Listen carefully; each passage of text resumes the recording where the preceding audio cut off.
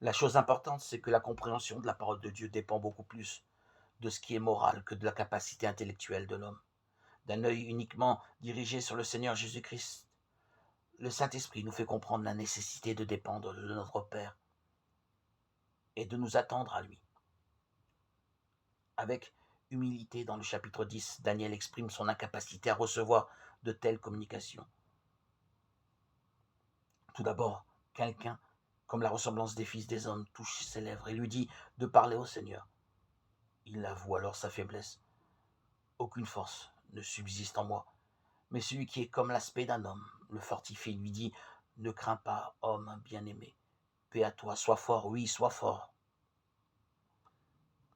Tant que les croyants ne sont pas remplis de la paix de Dieu et que leur cœur ne connaissent pas la véritable source de la force, ils ne sont pas en mesure de profiter de la parole de Dieu.